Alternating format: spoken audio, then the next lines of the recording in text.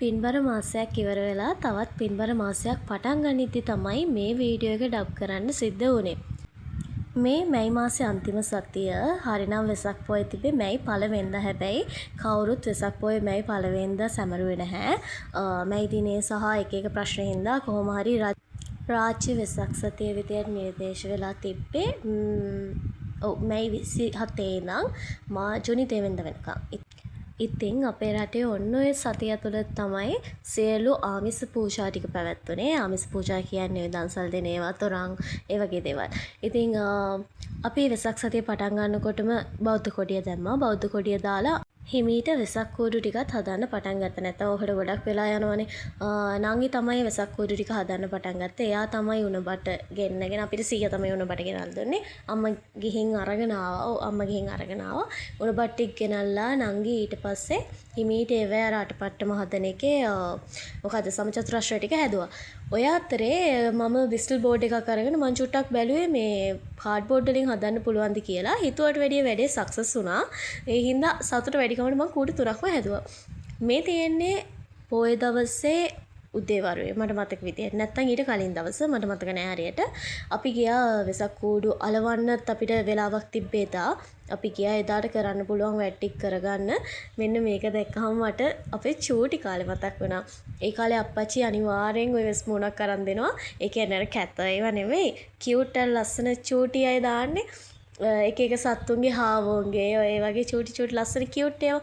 අන්න ඒ වෙස් මුණු අරන් දීලා අපේ අප්පච්චි අපිව තොරන් බලන්න එක්කන් යන හැටි මතක් වුණා ඇත්තටම. ඊට පස්සේ සාමාන්‍යයෙන් අපේ නංගි කොහොමත් පොය දවසට මල් ගේනවා. පොය දවස මේ ඊට කලින් දවස් පොය දවසට උදේට බුදුරජාණන් වහන්සේට පූජා කරන්න අපි මල් ගන්න ගියා. ඒ වැඩ ටික ඔක්කොම ඉවර කරලා ඇවිල්ලා තමයි මෙන්න මේ කූඩු ටික බඳින්න පටන් ගත්තේ. පට්ටමට ඕන කරන සම්චතුරාශ්‍රය ටික බැඳලා තිබ්බනේ. ඒ ටික අර අටපට්ටම විදිහට හදන වැඩේ තමයි තිබ්බේ. කොහොම හරි වැඩේ පටන් ගන්නදී මං හිතන්නේ රෑ 7:00ට විතර ඇති. ඔය අපේ අම්මා රැලි කපනවා. නෑ රෑ 10යි එතකොට වෙලාව. කාලවීල වැඩ ටික පටන් ගද්දි රෑ 10යි. සාමාන්‍යයෙන් අපේ ගෙදර ඔය රැලි කපන වැඩේ කරන්නේ අපේ අම්මා තමයි. නංගි ගෙනාවා රැයක් කෙලි වෙනකන් ඉතින් ඔය වැඩ ටික කරන්න ඕනේ. කඩිචෝර ටිකක් ගෙනල්ලා දුන්නා යා කන්න. රැලි කපන වැඩේ සහ රැලි අලවන වැඩේ නම් අපේ චූටි නංගිත් කරනවා. අම්මයි චූටි තමයි එකතු වෙලා කරන්නේ ඒක. ඊට අමතරව දැන් මම හදපු කූඩු 3ක් තිබ්බනේ එදා. ඒ හින්දා එදා කූඩු 3ක් තරවන වැඩේ මට බාර වෙලා තිබ්බේ. ඉතින් ඒ වැඩේ කරන ගමන් තමයි ඔන්න ඔය ඉන්නේ.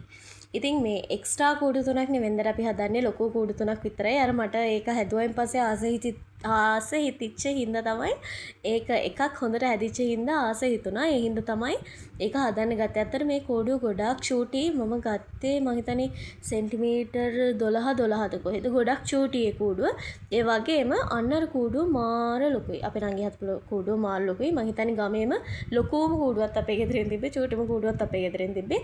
ඒ අසින් මෙන්න මෙයා තරහ වෙලා එයාව හුරුතල් කර හිටිය චිට්ටක් වෙලා. කට්ටිය නිදාගත්තා පාන්දර 1:00ට 2ට විතර. ඒත් මම මගේ කූඩුවේ වැඩ ටික ඉතුරු කරගන්න හිතුන්නේ නැහැ මට. මොකද පහුවදාට තව වැඩ තියෙනවානේ. බල්බ් දාන්න, අර ඉතුරු නෙළුම් කූඩු ටික අරවන්න වැඩ ගොඩක් තිබ්බා තව. ඒ හින්දා මම පාන්දර ඒ ටික කරා. ඔය පිරිත් දාගෙන ඉන්නේ පාන්දර 3යි. මං ඇත්තටම බයයි එච්චර රැ වෙනකන් තනියම ඉන්න. ඒ හින්දා තමයි ඔය පිරිත් දාගෙන හිටියේ. මෙන්න මේක තමයි තත්ත්වය මේ වෙනකොට ගෙදර. හැමතැනම කොළ නිකන් මොන්ඩිසෝරියක් වගේ.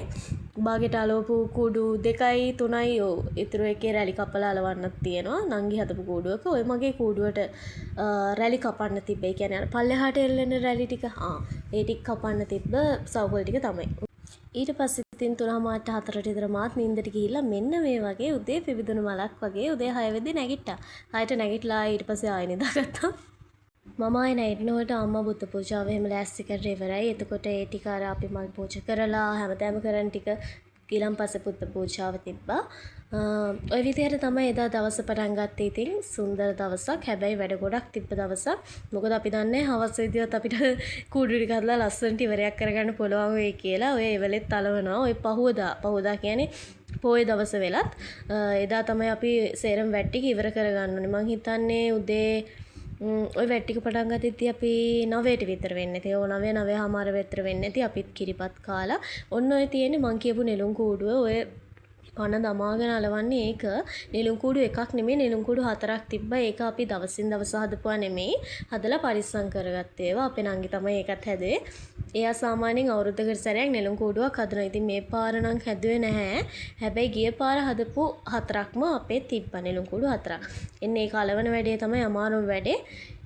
ඔය මම කරන්නේ මම හදපු කූඩුවට රැලි කපන එක. මම හදපු කූඩුවේ රැලි කපන්න ඊයේ කලින් දවසේ රෑ උනේ නැහැනේ. වෙලාවක් හම්බුනේ නැහැනේ. ඒක වේලෙන්නත් යන්න ඕන හින්දා ඒක වැඩේ පස්සට දාගත්තා. ඔන්න ඔය වැඩ ටික කර කර ඉන්න අතරේ මෙන්න බලන්නකෝ අපිට හම්බෙච්ච දේ. අපිට හම්බුණා වෙසක් කාඩ් එකක්. සෑහෙන කාලයක් ආපස්සට ගියා. මට ඇත්තට මේක දැක්කම මාර සතුටක් ආවේ. ඉස්සරහ ගෙදර චූටි මල්ලි ගෙනල්ලා දුන්නේ අපිට. අපේ පවුලටම වෙසක් සුබ පැතුම් පතක්. කාලෙකට කලින් ඉස්කෝලේට ගෙනිච්චනේ ඕවා අපි. දැන් නම් මං හිතන්නේ මේ දේවල් වෙනවද දන්නේ නැහැ. රුපියල් 2 රුපියලේ කාඩ් අරයට අරයට මේක මෙයාට මේක ඔහොම කීකේ බෙද ටීචර්ට මේක ඔහොම කීකේ බෙද ඉතින් ගෙනිච්චනේ. ඒ කාලෙට මං ගියා ආපහු.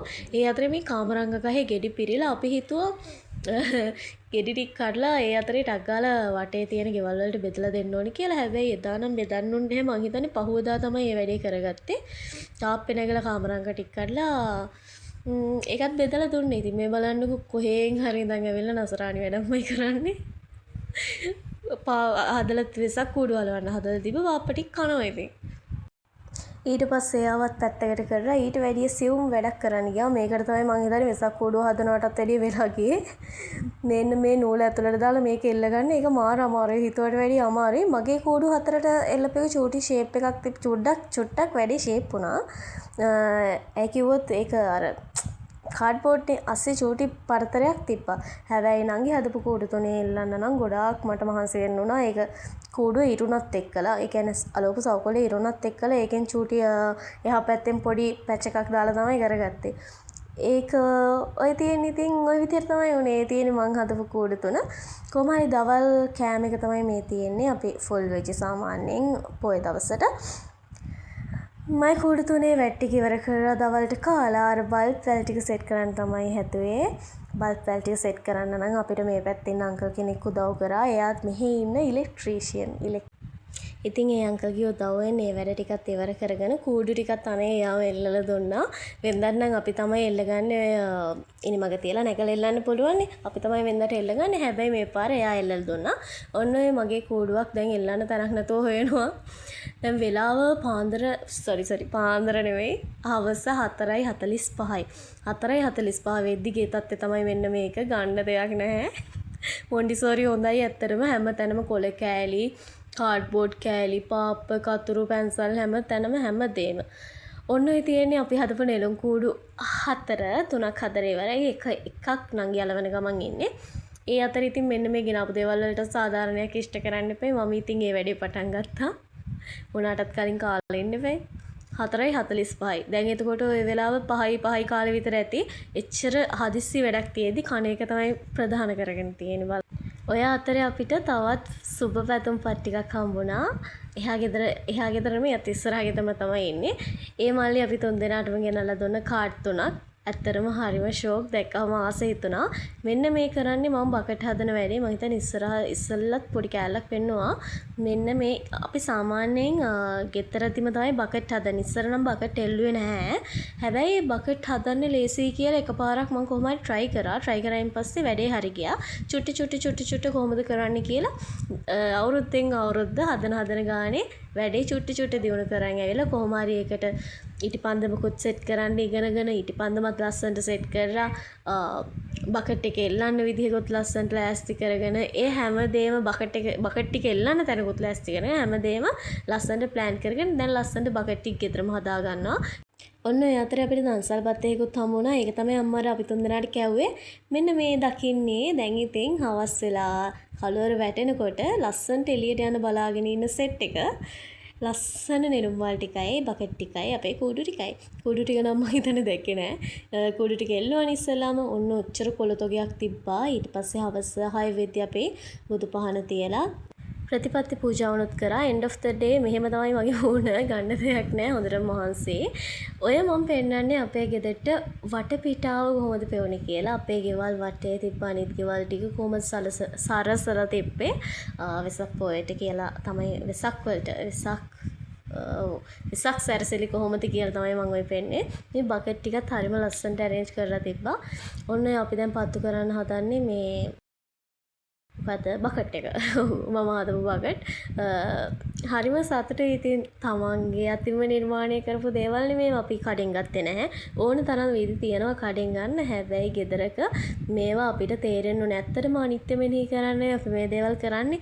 ඇත්තටම ආයේ මේ දේවල් ආයේ අපිට ලැබෙන්නේ නැහැ කියන එක මෙනෙහි කරන්නනේ.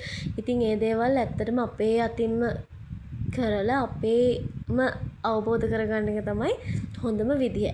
ඉතින් ඔන්න ඔය විදිහට බකට් ටික එල්ලන්න තිබ්බ තැන බකට් ටික එල්ලලා මෙන්න මේ නෙළුම් කූඩු ටිකත් ලස්සනට පත්තු කරගත්තා. නෙළුම් කූඩු හතර අපි පාට දෙකෙන් තමයි ඔය වටේ තියෙන රැලි දැම්මේ. රතු පාටිනුයි රෝස පාටිනුයි. ඔන්න ඔය තියෙන චූටියට මගේ කූඩුව පිටිපස්සෙන් තියෙන නංගි කූඩුව. අපි උඩින් බල්බ් දැම්මා. බල්බ් දාපු විදිහ නම් මට වීඩියෝ කරගන්න බැරි වුණා. ඒක මං හිතන්නේ වීඩියෝ කරත් පේන එකක් නැහැ. මං පොඩි වීඩියෝ ක්ලිප් එකක් පුළුවන් වුණොත් දාලා ඇති. මොකද මේක එඩිට් කරේ ටිකක් දවස් එහෙනම් මට දැන් මතක නැහැ දැම්මද නැද්ද කියලා. එතකොට ওই විදිහ තමයි ඉතින් අපි වෙසක් සැමරුවේ.